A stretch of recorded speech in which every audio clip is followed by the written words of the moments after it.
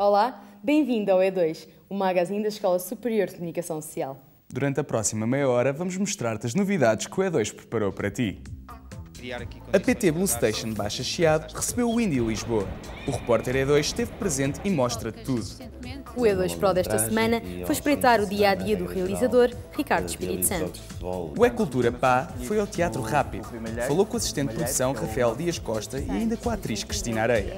No Panorâmica de hoje, estivemos à conversa com Catarina Pinto, ex-aluna da Escola Superior de Comunicação Social e agora responsável de Comunicação e Marketing da Corticose.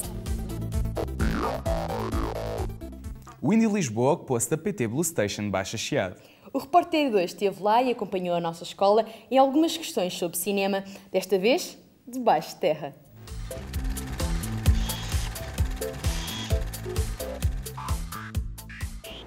O que é que te vem à cabeça quando pensas em cinema? O repórter E2 veio até ao metro da Baixa Chiado desafiar as pessoas a falarem sobre cinema. Esta é apenas uma das atividades organizadas pelo Festival de Cinema Indie Lisboa no âmbito da comemoração do seu 10º aniversário. Numa visão pouco provável, o cinema cruza-se com o dia-a-dia de gente apressada. O Indie Lisboa comemora 10 anos e preparou um programa especial para celebrar. Durante este mês, há cinema no metro da Baixa Chiado. O que é que já ouviste dizer do Festival Indie Lisboa? Sei que é um festival de cinema independente, que é um dos maiores festivais de cinema em Portugal. Que passa filmes excelentes, geralmente mais alternativos. Já ouvi dizer que é brutal e que traz a Portugal filmes que não são assim muito vistos e muito conhecidos e que de facto têm muito valor. Quer dizer, se há algum trabalho a ser feito para promover o cinema de fora cá dentro e de dentro cá fora, não só o cinema de Hollywood, mas também todo o cinema que se faz por todo o mundo, o Indie Lisboa cumpre um papel muito importante. E já foi alguma edição? Vou sempre, acho que fui a todas. Não, ainda não. E este ano tencionam ir? Provavelmente sim. Por que não? Posso experimentar isso com os meus amigos para ver como é que é assim. Este projeto surge com a intenção de dar uma coisa por dia às pessoas que aqui passam. Ao Indie foi feito este convite para virem programar o fevereiro. O Indie aceitou, e ainda bem, e connosco tem havido durante este mês uma dinâmica muito dedicada ao cinema, mas não só. Costumam ir ao cinema? Costumo ir com alguma regularidade. Costumo. Gosto mais de ver filmes em casa. Quando vais ao cinema, o que é que te irrita muito? Pessoas a comer pipocas e a fazer imenso barulho. Odeio as pessoas que comem pipocas insistentemente. Vão para lá mastigar as pipocas, o barulho é um bocado incomodativo. Desembrulhar repousados, mas isso é em todos os espetáculos silenciosos, há sempre alguém que desembrulha repousados. A publicidade. Ou então telemóveis ligados a meio do cinema. O filme dizer que começa a 1 hora e começa só 15 minutos depois porque temos de estar lá com a publicidade. Pipocas, nananã, fazer um pouco de barulho. Sim, isto é um pouco chato. Nós começámos dia 8 de setembro de 2011, já há ano e meio, já vamos com mais de 500 eventos e as pessoas que têm aqui passado têm levado consigo alguma coisa, sempre, todos os dias, algures durante o dia, umas vezes de manhã, outras vezes à tarde, mas tentamos sempre estar aqui e criar aqui condições para dar sempre coisas diferentes às pessoas. As pessoas normalmente têm pouco tempo, efetivamente, vão para casa ou vão para o trabalho, mas têm muita vontade e muita disponibilidade. Portanto, o pouco tempo que têm, param aqui um bocadinho, desfrutam e voltam. O repórter E2 não quis deixar de fazer parte desta experiência e, com o mote Uma Palavra sobre Cinema, incentivou as pessoas a mostrarem o que é para elas esta arte.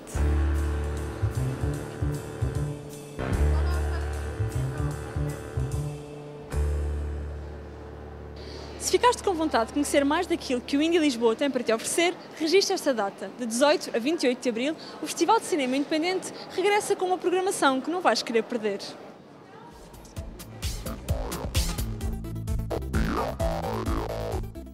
No E2 Pro, Rafael Pintos vendo o dia-a-dia do realizador Ricardo Espírito Santo. Ora vê.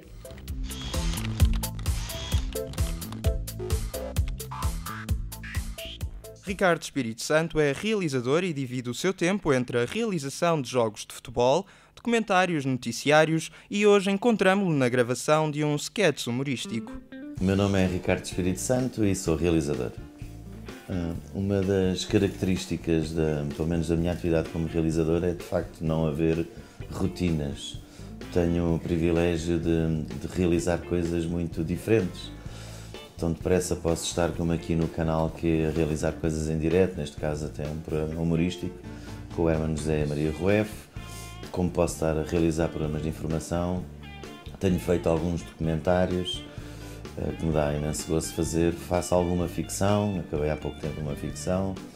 Já realizei uma longa-metragem e aos fins de semana, regra geral, realizo jogos de futebol, que é uma coisa que eu gosto bastante. As características para fazer uma longa-metragem que se pede a um realizador não são as mesmas que se pede, por exemplo, a fazer um jogo de futebol. Eu num jogo de futebol ando a 300 a hora, quase sempre em pé, e de um lado para o outro. São muitas as câmaras e é uma coisa que também não é particularmente agradável, que é trabalhar num estado de adrenalina pura, não é? Por outro lado, se for uma ficção, uma longa-metragem ou uma série, é um registro um bocado diferente. É preciso ter um bocadinho de tempo para pensar como é que se colocam as câmaras, a mise-en-scène, as determinações que se dão aos atores para ele fazer de determinada maneira. Portanto, diria que tem, no meu caso, são características distintas em função do trabalho que estou a fazer naquela altura. Numa profissão cujos resultados são sempre imprevistos, há experiências que se tornam únicas e que marcam o percurso profissional. Há vários momentos que foram muito importantes, que os senti de uma maneira muito particular. A longa-metragem que fiz foi um filme que teve alguma piada, só porque eu e uma colega, uma jornalista, a Cristina Boavida, temos na cabeça fazer uma longa-metragem e não é suposto pessoas de televisão fazerem longas-metragens, e lá nos metemos nesse desafio e acho que saiu bem. O filme ainda hoje é o filme mais visto na televisão portuguesa, é o Âmbito 13, feito há uma quantidade de anos. E isso marcou-me porque era uma coisa que eu desejava muito, foi uma batalha muito árdua, eu nunca tinha feito cinema, a Cristina também não, e acho que foi um desafio extraordinário, muito empolgante, e com resultados que eu, que sou até um bocado sonhador, nunca imaginei que conseguíssemos obter. Tenho uma outra experiência que essa marcou-me e nunca esquecerei, que foi estar a realizar o jogo do Benfica Guimarães, em que o Ferrer morreu, não é? Uma das coisas que tento fazer em televisão é antecipar alguns problemas que possam acontecer em direto para ter uma solução. Sei lá, se a emissão for abaixo por qualquer razão, ter soluções, mas ninguém prevê que vai morrer um tipo quando tu estás a realizar, e de facto aquilo foi uma experiência muito singular, não é? Como devem imaginar, não sei, na altura foi muito falado e eu supostamente reagi muito bem, nunca dei a cara do Ferrer, essas coisas, mas foi uma coisa, eu não vou entrar em grandes pormenores, mas foi uma coisa que me marcou, porque sem eu conseguir explicar, chorei, comecei a chorar, porque ao contrário do que acontece na televisão, eu nunca olho para os planos que ponho no ar. Se eu meti a câmara 3 no ar, já sei qual é o plano que lá está e olho para as outras câmaras para meter uma no ar. Mas curiosamente naquela eu estava a olhar para a imagem e tinha acabado de ver o sorriso do Ferrer e não sei porque acompanhei, quando ele lhe dá aquele baque, acompanhei a queda e tive... Isto é pensado a posteriori, mas tive a sensação que ele tinha morrido. Sem uma agenda fixa, Ricardo Espírito Santo procura ser criativo em cada desafio e superar-se em cada objetivo. Os desafios são, a regra geral, muito estimulantes, porque, sobretudo, estou numa fase nos últimos 2 anos em que tenho, de facto, muitas coisas para fazer. E isso significa que, muitas vezes, no próprio local é que tomo decisões, que algumas delas é suposto serem criativas e eu tento corresponder às expectativas, e depois acaba por ser engraçado dares conta que até te safaste, que até arranjaste uma boa solução na altura, para não ser a melhor solução do mundo, mas são soluções eficazes e com alguma criatividade. Portanto, direi que o grande desafio é um bocado corresponder às expectativas num país que é um país estranho, onde nunca se tem tempo para nada.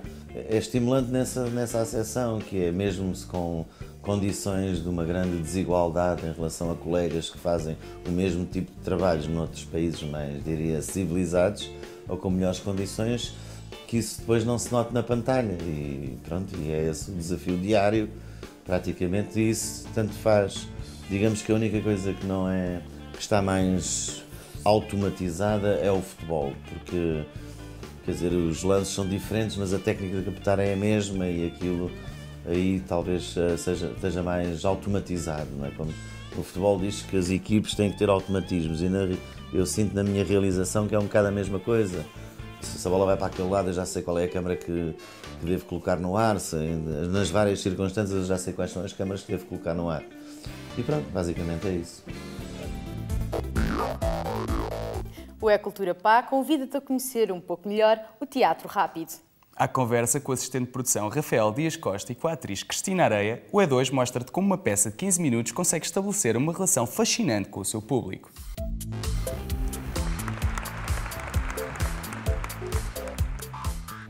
O E2 veio até ao Teatro Rápido, no Chiado, compreender o conceito de microteatro que este espaço nos apresenta.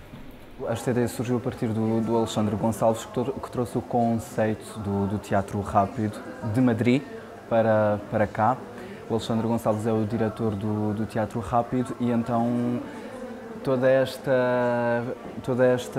temática dos 15 minutos, de um tema por mês, sempre diferente, 4 salas que abordam um tema diferente, foi trazida de Madrid por ele. O Teatro Rápido é um espaço que funciona de quinta a segunda-feira, no horário das 6 às 8h25, que é quando se realiza a última sessão. E, tirando isso, também temos o nosso bar, que funciona a partir do meio-dia até às 9 da noite. Portanto, os temas são escolhidos pelo Rui Malheiro, que é o nosso produtor, o diretor do Teatro Rápido, o Alexandre Gonçalves, e, por vezes, há meses em que temos um convidado que não tem nada a ver com o Teatro Rápido.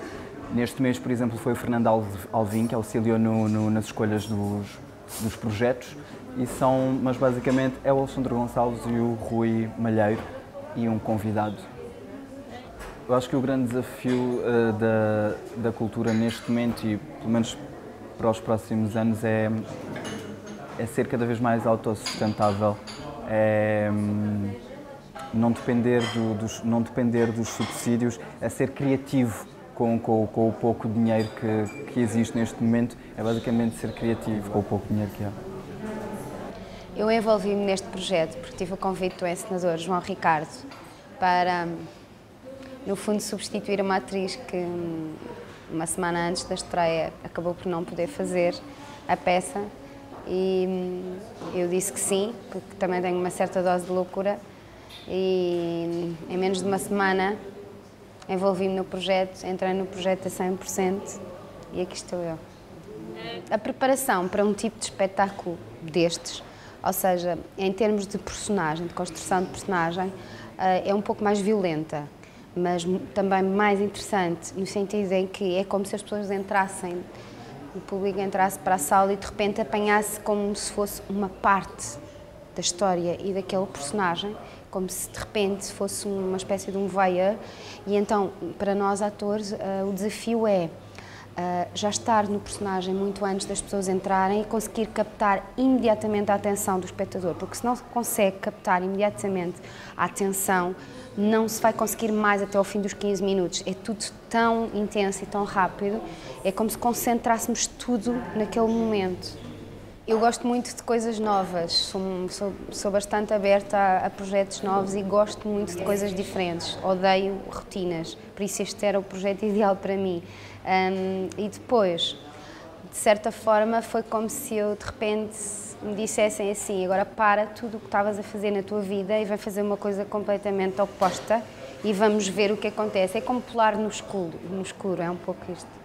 Em espetáculos com duração de 15 minutos, o Teatro Rápido oferece-nos uma nova experiência de teatro, apelando ao nosso envolvimento no meio da ação e à partilha de sensações com as personagens que nos são apresentadas. O Segredo da Arca de Trancoso, dos alunos da Escola Superior de Teatro e Cinema, encena até 10 de março no Teatro Dona Maria II. O Lago dos Cisnes encena até 3 de março no Teatro Camões. Ballister, uma banda de jazz, dia 27 de fevereiro de 2013, na Fundação Culturgest.